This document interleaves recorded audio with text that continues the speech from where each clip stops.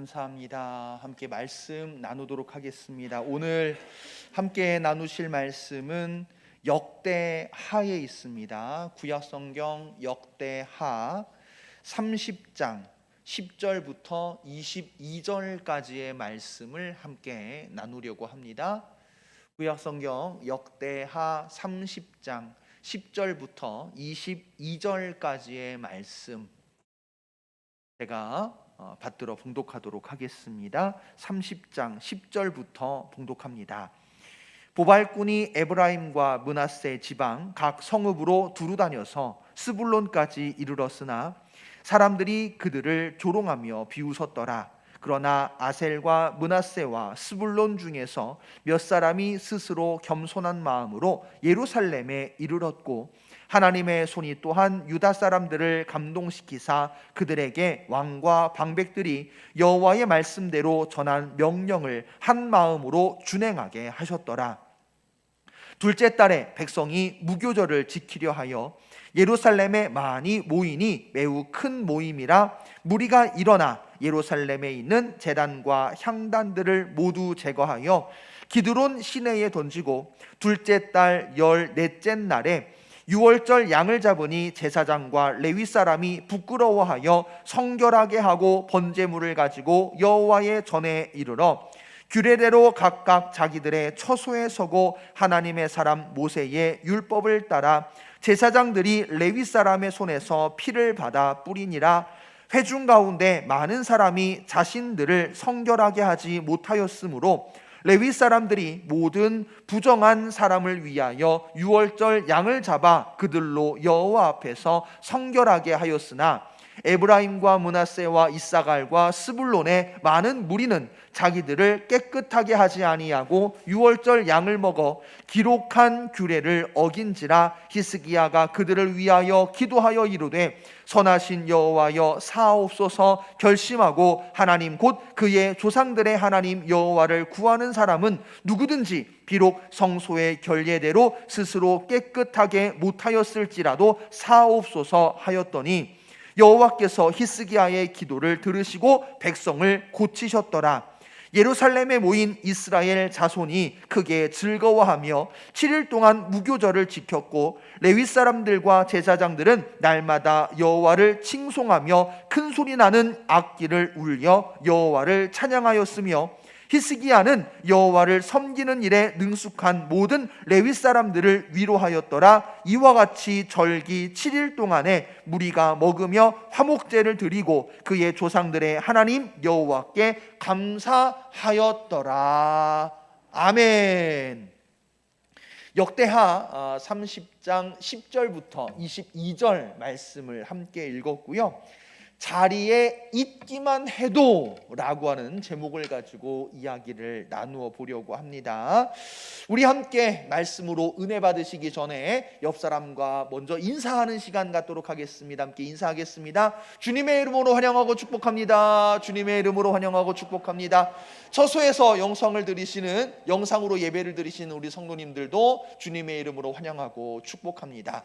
자, 한 번 더 인사하도록 할까요? 성도님은 그리스도의 향기이십니다. 인사하겠습니다. 성도님은 그리스도의 향기이십니다. 성도님은 그리스도의 향기이십니다. 성도님은 그리스도의 향기이십니다. 할렐루야. 코로나19 바이러스 이야기를 안 할 수가 없죠. 벌써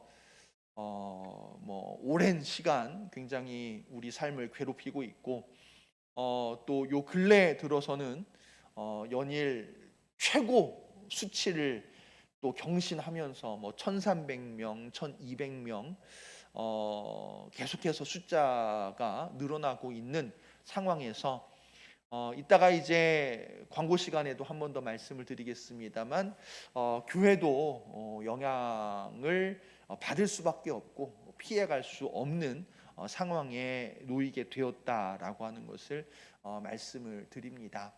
그럼에도 불구하고 우리가 있어야 할 곳이 어디냐?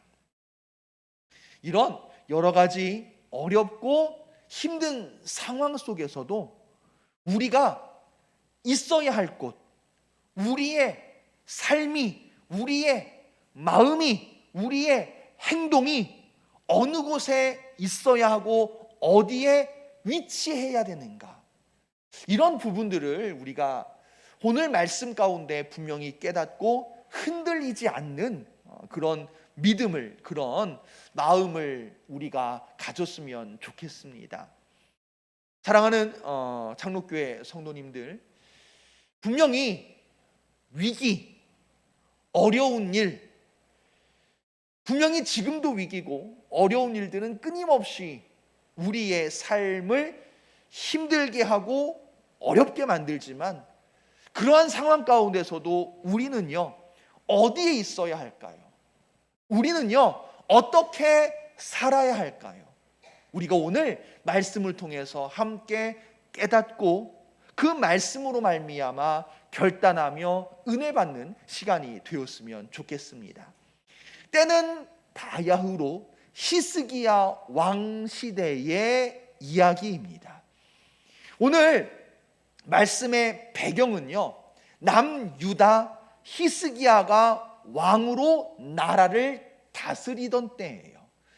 여러분, 히스기야 왕 하면 여러 가지 업적들, 그와 관련된 에피소드, 사건들을 이야기할 수 있겠습니다만, 히스기야의 업적, 히스기야 왕 하면 빼놓을 수 없는 그의 업적으로 손꼽을 수 있는 것, 그건 뭐냐면 바로 성전 정화예요. 성전을 깨끗하게 하고 성전을 부수하는 작업을 히스기야 왕 시대에 굉장히 대대적으로 일을 치렀고요. 그러므로 말미암아 허물어져 가고 더러워져 가던 성전이 다시금 본 모습을 되찾을 수가 있었다라고 하는 겁니다. 자, 그리고 이렇게 성전 정화를 마친 히스기야가요, 유월절 절기를 지키는 이야기, 그 유월절 절기를 지키는 이야기가 바로 오늘 우리가 함께 읽은 본문의 말씀입니다. 자, 이렇게 유월절을 지키는 히스기야 왕 시대의 이야기, 성전 정화, 성전을 깨끗하게 하고 그리고 유월절을 지키는 히스기야 왕 당시의 상황, 이것을 우리가 먼저 살펴보면요, 자, 여러분 30장 7절 말씀 잠깐 먼저 보시겠어요? 30장 7절 말씀 보시면, 지금 히스기야 왕이 성전을 깨끗하게 하고 성전을 보수하고 유월절을 지키려고 계획하고 이를 추진하는 중이거든요. 자, 그런 상황 가운데에 나라의 정황, 나라의 환경은 어떠하였느냐? 먼저 7절 말씀, 30장 7절 보세요.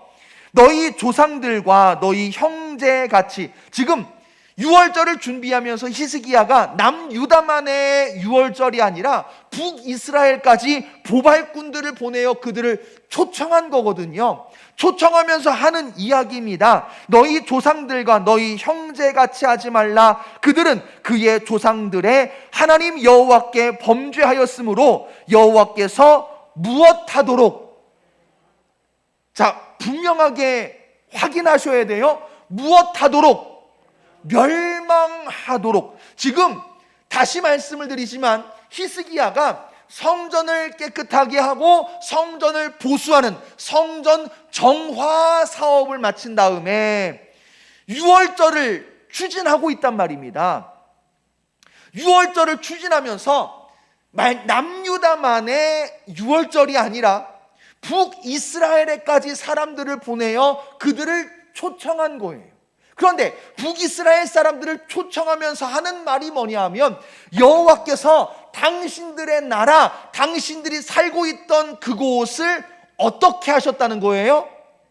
멸망하도록 버려두셨다는 얘기예요. 자, 그러면 잘 생각해 보세요. 우리가 알고 있는 이스라엘의 역사, 성경을 살펴보게 되어지면 북이스라엘과 남유다 중에서 어디가 더 먼저 무너지지요? 그렇죠. 북이스라엘이 멸망을 당합니다. 아수르라고 하는 나라에 의해서 북이스라엘이 멸망을 당하게 되어지는데, 자, 기억을 떠올려 보세요. 북이스라엘이 먼저 멸망했다는 얘기는 남유다는 아직 남아있다는 얘기고요. 남유다의 어느 왕 시대에 북이스라엘이 아수르에 의해서 멸망당했을까요? 어느 왕 때? 자, 아까 오늘 시작하면서 때는 바야흐로 어느 왕 시대? 자, 북이스라엘이 남유다가 어느 왕이 다스릴 때 북이스라엘이 아수르에 의해서 멸망당했을까요? 히스기야 왕.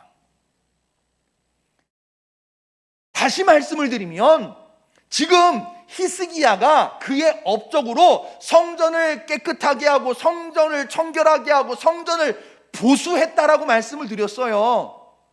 그리고 성전을 보수한 다음에 6월절 절기를 지키기 위해서 준비하고 있는데, 여러분 지금 6월절 절기를 준비하고 있는 남유다, 그런데 알고 보니까 지금 말씀을 우리가 함께 읽으면서 보니까 북이스라엘이 멸망당하기 전이에요? 멸망당한 후예요? 그렇죠? 멸망당한 후예요. 북이스라엘은 이미 아수르에 의해서 멸망당했고, 그리고 멸망당한 후에 히스기야가 성전을 깨끗하게 하고 6월절을 준비하는데, 여러분 북이스라엘이 멸망당한 그때 북이스라엘을 멸망시킨 아수르의 위협이 끝났느냐? 우리가 오늘 30장 말씀을 읽었습니다만 32장으로 살짝 넘어가 보게 되어지면 32장에서 어떤 사건이 기록되어지고 있느냐 하면, 아수르가 북이스라엘을 멸망시키고 그냥 물러간 것이 아니라 아수르가 어디까지 침공하느냐? 남유다 예루살렘까지 침공하여 예루살렘을 위협하는 이야기가 32장 말씀에 기록되어지고 있는 것을 보게 되어집니다.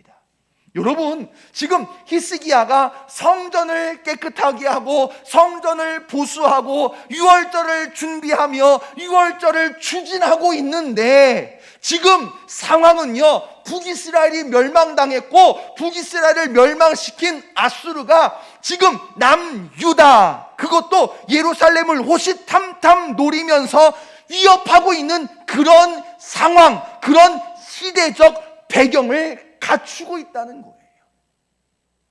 여러분 그러면 우리가 일반적으로 상식적으로 생각해 보았을 때에 북이스라엘이 무너졌어요. 지금 그 아수르가 예루살렘을, 남유다를 위협하고 공격을 준비하고 있어요. 자, 그러면 왕이 제정신이라고 한다면 뭐 하고 있어야 돼요?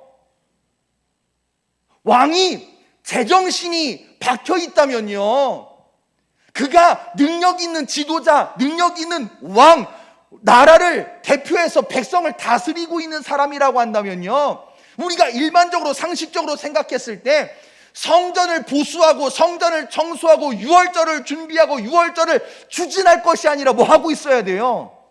그렇죠. 국가적으로 전쟁을 준비하고 있어야 될 그런 시기였다는 거예요. 군사적, 정치적, 외교적 모든 수단을 총동원해가지고 아수르에 대항할, 아수르와 맞서 싸울 준비를 하고 있어야 될 그 시기에 히스기야 왕은요, 전쟁 준비가 아니라 뭐 하고 있었던 거예요? 그렇죠. 6월절 절기를 준비하고 있었다는 거예요. 정신 나가서일까요? 생각이 없어서일까요? 시류를 읽지 못하는 무능력한 왕이었기 때문일까요? 그런데 더 놀라운 건요, 성전을 깨끗하게 하고 성전을 보수하고 6월절 절기를 준비하고 6월절을 추진하며 6월절을 지키는 가운데에 그들의 마음 상태를 볼까요? 여러분 북이스라엘이 무너졌어요. 북이스라엘을 멸망시킨 아수르가 남유다 예루살렘을 위협하고 위험에 빠뜨릴 위기에 처해 있어요. 그러면요, 대부분, 아니 웬만한 나라 백성들은요 두려움 가운데 위기 속에서 떨고 있어야 돼요. 그런데 놀랍게도요, 성전을 깨끗하게 하고 성전을 보수한 다음에 그들이 하나님 앞에 성전을 보수한 것, 성전을 정화한 것에 대하여 감사하는 마음으로 하나님 앞에 왕과 귀족들, 방백들이 함께 모여 예배를 드리는데, 그 예배를 드릴 때에 왕과 방백들의 심정이 두려움 가운데 떨고 있었느냐? 아니었다는 거예요. 자, 여러분, 29장 30절로 조금만 앞으로 넘어가 보시겠어요? 29장 30절. 29장 30절 이 말씀이 뭐냐면 성전 정화 사업을 마쳤어요. 성전을 청소하고 성전을 보수하고 성전 정화 사업을 마치고 하나님 앞에 제사를 드리며 하나님 앞에 나아가 하나님 앞에 예배를 드리는데, 히스기야 왕이 귀인들과 더불어 하나님 앞에 어떻게 찬송하고 예배하였습니까? 30절 후반부에 보시니까 히스기야 왕이 귀인들과 더불어 여호와 앞에 나아가 찬송하고 예배하였는데 어떤 마음으로? 즐거움으로. 할렐루야. 왕이 귀인들과 더불어서 하나님 앞에 나아가 찬송하고 예배를 드리는데, 찬송하고 드리는 예배가요 너무 즐거웠던 거예요. 그러니까 왕이 우리끼리만의 즐거움으로 끝내지 말자 그러면서 백성들까지 초청을 해요. 막 백성들까지 초청을 해가지고 어마어마한 제물을 잡아가면서 하나님 앞에 나아가 하나님 앞에 백성들과 더불어 예배를 드리며 하나님께 영광을 돌리는데, 29장 36절 말씀 보세요. 29장 36절, 이 일이 갑자기 되었으나, 이게 원래 계획된 건 아니었던 거예요. 원래 계획된 건 아니고 갑자기 백성들을 초청하여 함께 하나님 앞에 예배를 드리고 번제를 드리게 되었습니다만, 하나님께서 백성을 위하여 예비하셨으므로 히스기야가 백성과 더불어 어떠하였대요? 기뻐하였더라. 할렐루야. 백성들과 함께 기쁨으로 하나님 앞에 나아가 예배하고 하나님께 영광을 돌렸다는 거예요. 자, 그런데 이렇게 함께 모여가지고 예배하고 하나님께 제사하고 예배를 드리다 보니까 이것만으로 만족이 안 되는 거죠. 이왕 이렇게 할 거면 우리가 6월절 절기를 지키자. 오랫동안 지키지 않았고 오랫동안 방치되어져 있었던, 우리의 기억과 뇌리 속에서 지워져 가던 없어져 가던 그 절기 6월절을 우리가 지키면 어떻겠느냐. 그런데 공교롭게도 시기적으로 보았을 때에 6월절 절기를 지키기에는 사실 늦었어요. 그래서 왕이 방백들과 더불어서 30장 2절 말씀을 보시면 의논하여 둘째 달에 6월절을 지키기로 한 거예요. 자, 원래는요 6월절은 첫째 달 14일에 6월절을 지켜야 되거든요.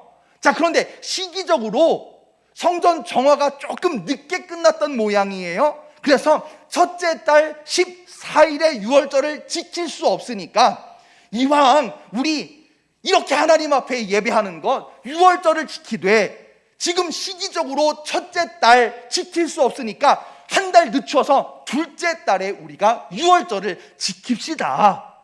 그러면서 6월절을 준비하고 6월절을 추진하고 6월절을 지내는 이야기가 30장에 쭉 나오고 있는 거거든요. 그래서 30장에서 이렇게 많은 백성들과 함께 6월절을 지키되 6월절을 지키는 백성들의 마음이 어떠하냐. 21절 말씀 보세요. 30장 21절, 6월절을 지키는데 예루살렘에 모인 이스라엘 자손이 어떤 마음으로 크게 즐거워하며, 할렐루야, 그 크게 즐거워하며 하나님을 찬양하고 여호와 하나님께 감사하였더라. 자, 유월절을 지키면서 비록 첫째 딸 지킬 수는 없었어요. 그런데 첫째 딸 대신에 둘째 딸의 유월절을 지키는데도 불구하고 그들이 크게 즐거워하며 여호와를 찬양하고 하나님 여호와께 감사할 수 있었다는 거예요. 그런데 7일 동안 유월절을 지내고 보니까는 너무 즐거운 거예요. 너무 좋은 거예요. 그래서 히스기야 왕이 또 백성들과 더불어서 뭘 추진하느냐 하면 7일만 가지고 절기를 지키기에는 너무 아깝다. 우리가 오랜만에 유월절을 지키는데 7일 이것만 가지고는 부족하니 23절 말씀 보시니까 온 회중과 더불어서 7일을 또 절기로 지키기로 하는 거예요.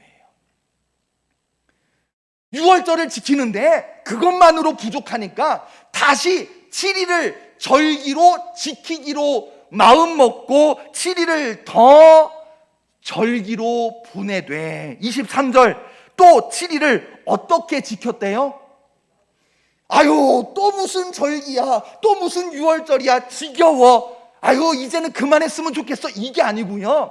유월절을 즐겁게 하나님 앞에 예배하며 영광 드리고 그걸로 부족하여 또다시 7일을 더 절기로 지켰다는 거예요. 즐겁게 그들이 하나님 앞에 마음껏 번제를 드리고 마음껏 제사하고 마음껏 하나님 앞에 제물을 드리는데 그 드리는 것이요, 제사하는 것이요, 예배하는 것이요 얼마나 좋았던지 25절 말씀, 유다 온 회중과 제사장들과 레위 사람들과 이스라엘에서 온 모든 회중과 그리고 나그네들까지도 다 어떻게 했대요? 즐거웠대요. 그 즐거움이 얼마나 좋았던지 26절 이렇게 표현합니다. 예루살렘에 큰 기쁨이 있었으니 다윗의 아들 솔로몬 때로부터 이러한 기쁨이 예루살렘에 있었대요, 없었대요? 이런 기쁨이, 이런 좋았던 때가, 즐거운 때가 지금까지 없었을 만큼 큰 기쁨이 예루살렘에 있었더라. 할렐루야. 자, 여러분 보세요. 지금 성전을 정화하고 성전을 깨끗하게 하고 성전을 보수하고 그것만으로 하나님 앞에 예배했더니 히스기야 왕이 자기 귀족들과 귀인들과 함께 예배하는 것이 너무나 좋았기에 백성들을 초청해서 백성들과 함께 제사를 드렸는데 하나님 앞에 나아가 제사를 드리는 것이 너무나 좋았단 말이에요. 그래서 우리 이왕 하는 김에 절기로 지킵시다. 그런데 이 절기에 유다만이 아니라 이스라엘, 북이스라엘까지 초청해가지고 그들과 함께 유월절 절기를 지키는데 너무 좋았어요. 너무 좋았어. 우리 이것만 가지고 안 되겠다. 우리 이왕 하는 김에 7일 더 지냅시다. 그리고는 7일을 더 절기로 보내는데 큰 기쁨이 예루살렘에 있으되 지금까지 솔로몬 이후로 이런 기쁨이 없었을 만큼 큰 기쁨과 즐거움이 예루살렘 온 백성에게 있었더라. 성경은 우리에게 이렇게 증언하고 있는 것을 볼 수가 있다는 말입니다. 여러분, 지금 때가 언젠데요? 때가 어느 때인데요? 때가 북이스라엘이 아수르에 멸망당하고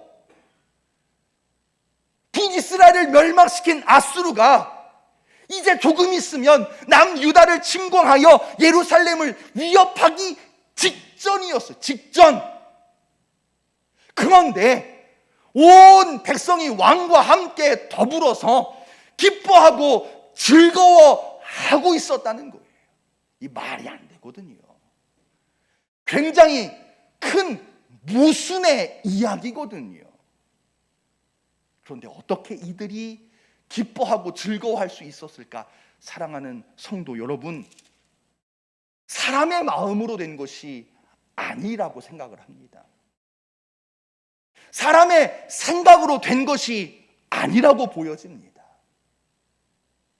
큰 위기 속에서도 위기로 말미암아 두려워하며 떨고 있어야 할 백성들이 기뻐하고 즐거워할 수 있었던 것은 다름 아니라 하나님 앞이었기 때문에, 그들이 서 있는 자리가, 그들의 위치가 세상이 아니라, 전쟁터가 아니라 하나님 앞, 하나님을 예배하는 자리, 하나님께 제사로 영광 돌리는, 하나님께 감사하는 자리였기 때문에 이스라엘 백성들이 기뻐하며 큰 즐거움을 나눌 수 있었던 줄로 믿으시기를 간절히 축원합니다. 사랑하는 성도 여러분, 위기, 어려움 분명히 우리를 위협하는 겁니다. 그럼에도 불구하고 우리가 기뻐할 수 있는 것은, 우리가 즐거워할 수 있는 비결은 다름 아니라 하나님 앞에 있을 때, 하나님을 예배하는 자리에 있을 때 우리의 삶이, 우리의 생각과 우리의 마음이 기뻐하고 즐거워질 수 있다라고 하는 말씀인 거예요. 어디에 있느냐, 어느 곳에 있느냐, 참 중요합니다. 자, 이렇게 유월절을 지내는데, 유월절을 지키는데 이 모든 것이 좋았던 것만은 사실은 아니에요. 아무 문제 없이 모든 것이 형통하게 진행된 것은 아니었어요. 자, 오늘 본문으로 본격적으로 들어가 볼 건데, 히스기야 왕이 아까 서두에서 말씀을 드렸죠.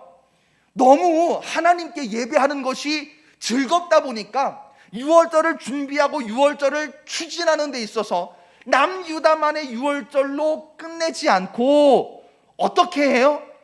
북이스라엘 사람들도 초청을 해요. 그들에게 보발꾼을 보냈는데, 오늘 10절 말씀 보시면 보발꾼을 본 북이스라엘 사람들의 대부분의 반응이 나오고 있습니다. 보발꾼이 에브라임과 므낫세의 지방 각 성읍으로 두루 다녀서 스불론까지 이르렀습니다. 자, 이러한 보발꾼을 본 이스라엘 대부분의 사람들의 반응은 어떠하였느냐? 사람들이 그들을 어떻게 했대요?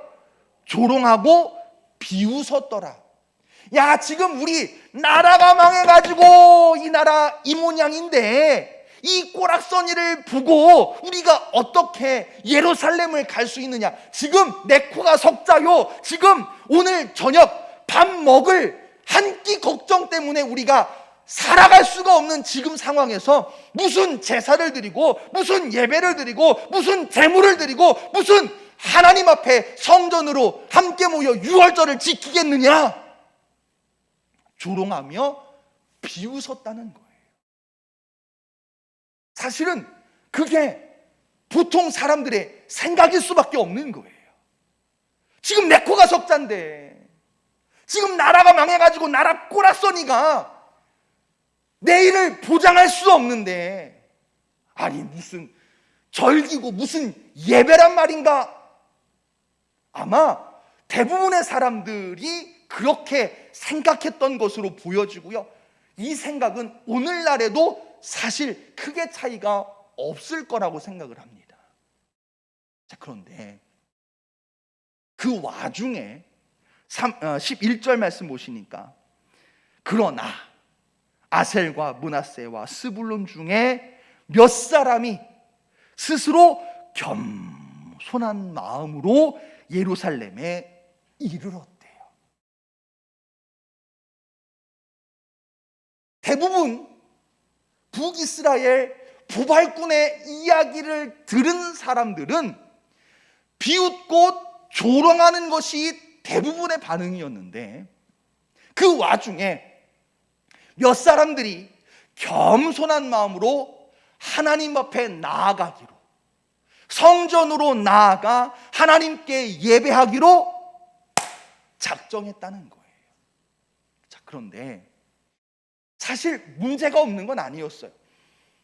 워낙 오랫동안 제사를 등한시했고 절기를 지키지 않았기 때문에 사실은 성결하게 준비되어져 있는 제사장이 부족했습니다. 그런데 제사장이 부족한 상황에서 많은 백성들이 예배를 드리기 위해서, 제사를 드리기 위해서 성전으로 모여들다 보니까 손이 부족하잖아요. 그래서 오늘 성경에서 보시면 제사장들이 피를 뿌리면서 성결례를 지내야 되는데도 불구하고 제사장들의 손이 부족하니까 레위 사람들이 모든 부정한 사람을 위하여 유월절 양을 잡아 그들로 여호와 앞에서 성결하게 하기까지 했다는 거예요. 자, 그런데 그럼에도 불구하고 부족했어요. 제사장도 부족하고 성결을 치른 준비된 레위인마저도 부족하다 보니까 그나마 남유다 사람들은요, 성전이라도 왔다 갔다 해봤고 제사를 드리는 거를 구경이라도 해봤고 멀찍이서 먼 발치에서 본 적이라도 있어요. 문제는 뭐냐면 북이스라엘 사람들이거든요. 이 북이스라엘 사람들은요, 오랫동안 단절되어 있다 보니까 사실은 성전을, 예루살렘을 온 적도 없고 제사를 드려본 적도 사실은 별로 없는 사람들이에요. 자, 그러다 보니까 성전에 대해서, 제사에 대해서, 예배에 대해서 무지했단 말이에요. 준비되어져 있지 않았고 무지하다 보니까 18절 말씀에서 보시니 에브라임과 므낫세와 이사갈, 스불론의 무리들이 자기들을 깨끗하게 하지 아니하고 유월절 양을 먹어버렸어요. 그런데 이게 왜 문제냐면 그 뒤에 나옵니다만 이것은 기록한 규례를 어긴 거예요. 우리가 성경을 통해서 잘 압니다만 유대인들은요, 이스라엘 백성들은요 얼마나 철두철미한지 몰라요. 율법에 대해서, 규례에 대해서 얼마나 철두철미하고 그것이 그들에게 강박관념처럼 규례를 반드시 지켜야 되고 절기를 반드시 지켜야 되고 이런 것들이 그들에게 굉장히 강하게 남아있었단 말이죠. 자, 그러니까는 북이스라엘 사람들, 에브라임과 므낫세와 이사갈과 스불론에서 온 사람들이 유월절 절기를 지키는 데 있어서 규례를 따르지 않고 오히려 규례를 어겼단 말이에요. 이걸 다른 말로 표현하면 죄를 지었다는 얘기예요. 자, 유월절에 위기가 찾아왔어요.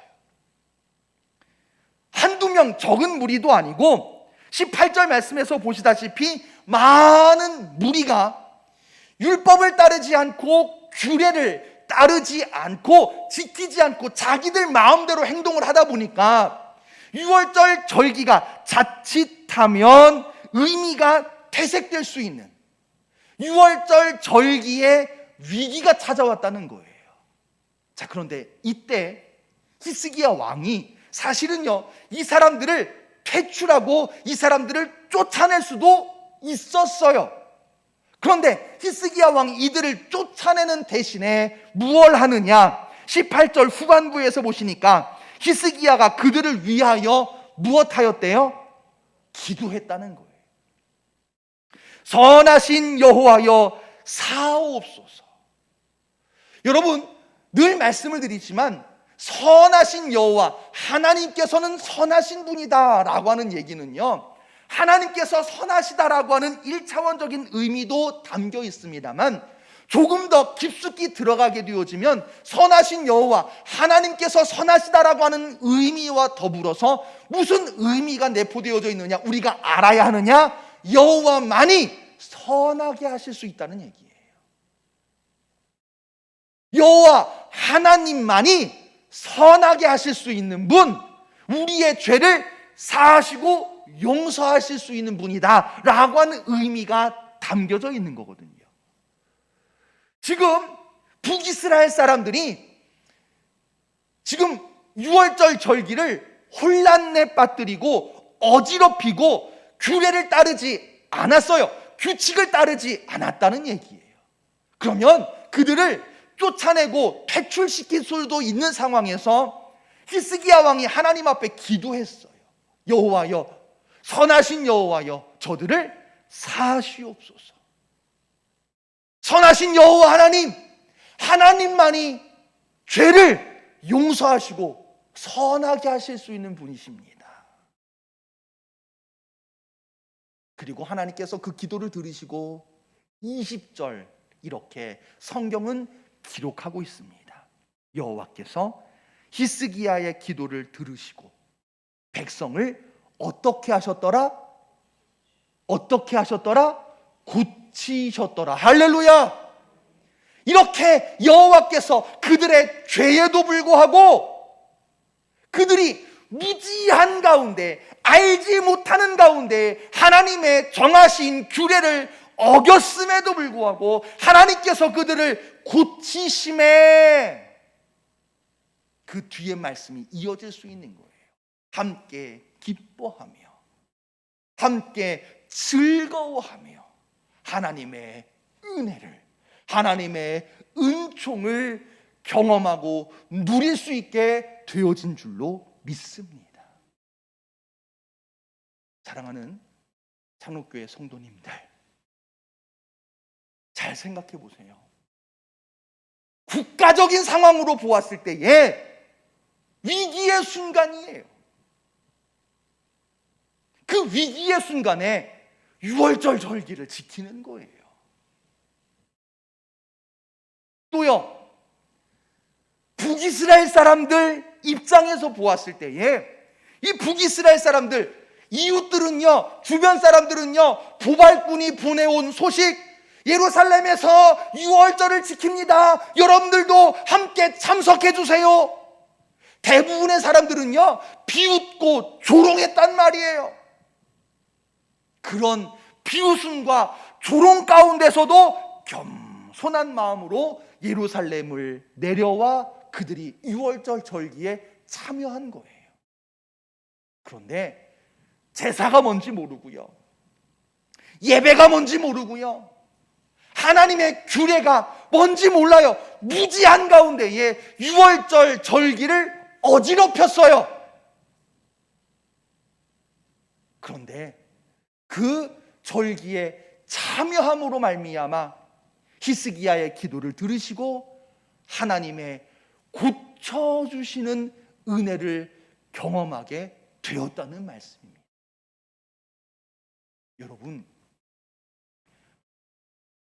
그냥 북이스라엘에 남아있을 수도 있었어요. 아유, 뭐 이렇게 복잡해! 그러고 뒤도 안 돌아보고 그냥 뛰쳐 나올 수도 있었어요. 그런데 그들이 비웃음과 조롱 속에서도, 무지함과 혼란 속에서도 끝까지 하나님의 은혜의 자리, 예배의 자리, 제사의 자리, 하나님께 영광을 올려드리는 그 자리를 지킴으로 말미암아, 말씀드렸죠, 거듭되어지는 기쁨과 즐거움에 참여할 수 있었던 줄로 믿습니다. 여러분, 분명 세상에 혹은 일반적인 관점으로 보았을 때에 요즘 우리의 생활이 위기라고 말할 수 있을 것 같아요. 국가적으로 보았을 때, 아니 전 세계적으로 일상을 위협하는 위기가 끊임없이 우리를 힘들게 하고 있죠. 이런 상황 속에서 예배를 참석한다라고 하는 것, 교회에 간다라고 하는 것, 어쩌면 그것이요 조롱거리가 되어지고 비웃음거리가 되어지고 더 나아가서 경계의 자리가 될 수도 있다는 말씀입니다. 이 자리에 다 알기 때문에 은혜 받는 거 아니잖아요. 내가 다 알아서, 내가 너무나 잘하기 때문에 그래서 은혜 받는 게 아니고요. 몰라도, 무지해도, 익숙하지 않아도, 사랑하는 성도님들, 은혜의 자리에 있기에 은혜가 되는 줄로 믿으시기를, 또 은혜 받으시기를 간절히 축원합니다. 어디에 있느냐, 참 중요한 것 같아요. 오늘 북이스라엘 사람들 안 올 수도 있었고 뛰쳐나갈 수도 있었지만 은혜의 자리에 끝까지 함께함으로 말미암아 이전에도 없었던, 이후에도 누리지 못할 큰 기쁨의 자리에서 함께 기뻐할 수 있었다라고 하는 것, 여러분 이것을 우리가 꼭 기억하면서 이제 내일부터 사회적 거리두기가 4단계로 3단계를 건너뛰면서 격상하게 되어지지요. 어쩌면 그것이 또 우리에게 위기가 될 수도 있을 것 같습니다. 당장 이따가 광고 시간에 한 번 더 말씀을 드리겠습니다만, 주일 예배만 말씀을 드리더라도 2주에 걸쳐서는 우리가 예배에 꼭 필요한 인원들을 제외하고는 전면 온라인 예배로 이렇게 이제 변화를 줘야 될 것 같습니다. 온라인 예배로 이렇게 예배를 드리게 되면 사실은 우리 마음이 흐트러지기 쉽거든요. 그때 오늘 이 북이스라엘 사람들의 마음을 기억하시면 좋을 것 같습니다. 비웃음과 조롱 속에서도 겸손한 마음으로 하나님 앞에 나아가, 잘 몰라도 무지한 가운데서도 자리를 지켰더니 은혜를 함께 나누는 이 북이스라엘 사람들의 이 마음을 여러분들 함께 간직하면서, 여러분들 꼭 어디에서나 비록 온라인이라 할지라도 함께 은혜 받았으면 좋을 것 같아요. 지난주에 어떤 한 목사님하고 만날 기회가 있어가지고 잠깐 저희 교회에서 이제 커피 마시면서 대화를 하고 있었는데요. 함께 저하고 같이 있던 자리예요. 저하고 같이 있던 자리에서 그 목사님한테 전화가 왔어. 전화가 와가지고 통화를 하시는 거예요.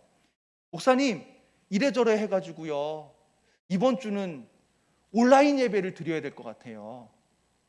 근데 온라인 예배 뭐 이렇게 드리는 것까지는 뭐 이렇게 확진자 이렇게 간접적으로 접촉이 이렇게 있어가지고 검사를 받아서 음성이 나오긴 나왔는데 그래도 혹시 몰라서 온라인 예배를 드리겠다는 거예요. 아니 뭐 그것까지는 이해할 수 있어요. 그럴 수 있죠. 근데 그 다음 얘기가 뭐냐면 이왕 온라인 예배 드리는 거 오랜만에 낚시 좀 갔다가 낚시터에서 예배 드릴게요. 그러는 거예요. 그 앞에 있던 목사님이 뭐 이렇게 뭐라고는 못하지만 일단 알겠습니다. 그러고 전화를 끊었어요. 전화를 끊고 나서 목사님 이럴 때는 뭐라고 얘기해야 돼요? 저한테 물어보더라고요. 제가 뭐라 그랬게요? 저라고 뭐 알겠어요. 여러분, 비록 온라인 예배를 드리더라도 여러분 마음을 정돈하시고 경건한 마음으로 은혜를 사모하면서 여러분 어디에서나 좀 예배를 사모하는 마음으로 드리시면 좋을 것 같아요. 2주간에 걸쳐서 또 우리의 믿음이 흔들리거나 약해지지 않고 은혜의 자리에 있어야 됩니다. 예배의 자리, 하나님께 영광 돌리는 자리에 있으면 잘 몰라도 알아서가 아니라 조금 실수해도, 그죠? 실수하잖아요. 잘 몰라서 실수해도 은혜의 자리에 있으면 은혜 받을 수 있다라고 하는 것 여러분들 꼭 기억하시고, 우리 창록교회 우리 모든 성도 여러분, 삶의 생활의 환경 어디에서나 은혜의 자리에, 은총의 자리에 머무르실 수 있는 우리 모든 성도 여러분 되시기를